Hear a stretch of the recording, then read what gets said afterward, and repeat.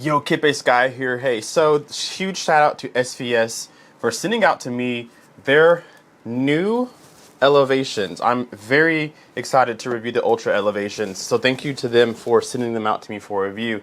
I have had the Prime elevations, the previous generation of these before, and I'm curious to know if you have the current Prime elevations, is it worth upgrading to the Ultra elevations, which are what these are? So we're going to talk about what these speakers bring you in terms of you just never having an Ultra system. Is it worth getting this? Or if you have the Primes right now, is it worth upgrading to these?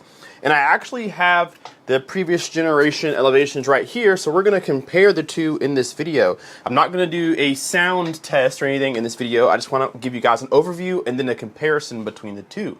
So if that sounds good, stay tuned for that.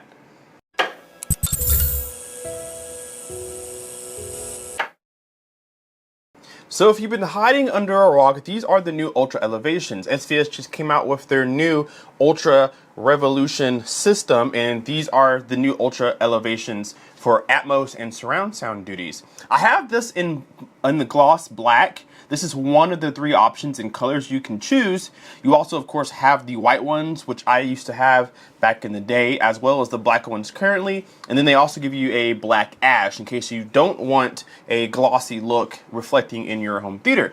Now, I will say, one thing I noticed on their website is even though you still have three color options, back when the Primes were the current generation, the black ash was a little bit less money than the gloss. Now all three colors are the same price at $449, I believe, are what these are priced at. So they are definitely improved. We've gone from I think it's a 4 1/4 driver to a 5 1/4 mid-range driver here. We still have a 1-inch tweeter here, but the tweeter is completely redesigned. It matches, it's timbre match with their current speakers that they are using, their flagships and all. It's a different design and a different tweeter than what they were using, as well as the driver. It's completely redesigned.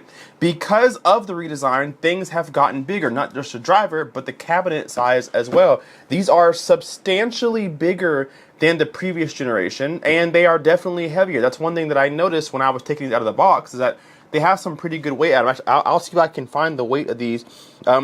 The dimension is 11 inches high, 11.14 inches high, about 7 inches wide, and 8.7 inches deep. So they have definitely hit a growth spurt since the last time we saw these things. There are some accessories, however, and these accessories did not change. What these are known for is being very versatile, so you can use them in a plethora of ways. You can use them as surround sound speakers, and they can be on the sides or the back. They can hang on the wall if you want them to. If you want to use them for Atmos speakers, they can hang on the wall in case you don't want to mount these speakers to the ceiling, or you can mount them to the ceiling if you like to. They have some brackets to make that easy for you. These brackets just connect to the back of the speaker, and then you hang the speaker any direction that you would like to. They give you this rubberized felt pad here that slides in between the speaker and the screws, the mounting plate, so that you don't have the risk of them falling off the ceiling if you are hanging them above head, which is excellent. So the mounting brackets are all supplied here. They do come with grills, of course. These are black. The white ones will come with white, so on and so forth. And these mounting brackets, if you have the Prime elevations right now, these are the exact same brackets that are used on the new Ultra elevation. So if you're looking to upgrade, you don't have to upgrade hardware. However, they do give you some more, but if you already have them in the ceiling, you don't have to take them down. Or if you have them on the wall, you don't have to take them down. Leave them there and just swap your old Primes for your new Ultras. Pretty smart thinking out of SVS. So the overall size of the enclosure has grown. Of course, with the driver being bigger, it needs a bigger enclosure. And with the new tweeter, it may need some more space as well. But the grill, the design didn't really change too much, just your regular mesh grill. But what's really cool about SVS is that depending on how you have this mounted, you can take the grill's logo, the SVS logo, and take the logo off, which is right now in my hand. It's magnetic, so if you have it turned this way, you can flip the logo to be the right way up, depending on how you have it set up. So you can make the SVS logo this way, you can make it this way, you can turn around and make it this way. So depending on how you have the speakers set up, you can take the logo off so that it faces the right way, which I thought was pretty cool. You can do that exact same thing on the Prime elevations, the previous generation. So let's let's pull up the previous generation right now, and let's just show you guys the absolute size difference between the two. I'm going to put them kind of in the middle with each other here. So there's the difference in the three as far as size go. It's taller for sure, it's wider for sure, and it has a longer slope too. The slope is really cool. It makes them versatile. Again, you can use them as side surrounds angled down at you. You can use them as on-wall speakers if you want to put them up top. If you don't want to do Atmos in the ceiling, you can put them all the way up against the wall and angle them down. They already have a natural angle to them. And although SVS does not suggest using them as bouncy house up-firing Atmos speakers, they do lay flat for the most part. You can lay them down so that you have up-firing Atmos speakers that you can put on top of your existing bookshelves or towers if you want to. However, there are binding posts on the back of this. There are two-way binding posts here. So if you're using, say, banana plugs or thick wire, they won't lay completely flat, potentially. So that may make them a little bit wobbly when you're laying them down. SVS doesn't recommend using them that way anyway. But if you want to, I guess that you can. But the size difference is pretty big. The weight difference, although the small one is pretty heavy, these are heavier just by a little bit. So you're gonna wanna make sure that when you're mounting these on a wall, you're probably gonna wanna try your best to find a stud so that you know that they're secure. Or those little wall hooks that you drill your nail into. I can't remember exactly what they're called, but you're going to need those for some reinforcement, especially if you're going to be using them in the ceiling. You're going to want to make sure that they're secure because the weight did increase with the size. But they look pretty good, to be very honest with you.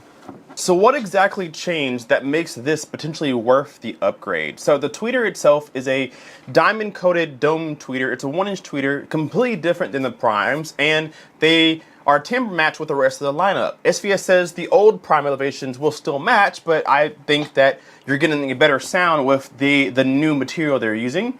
This is a fiberglass cone.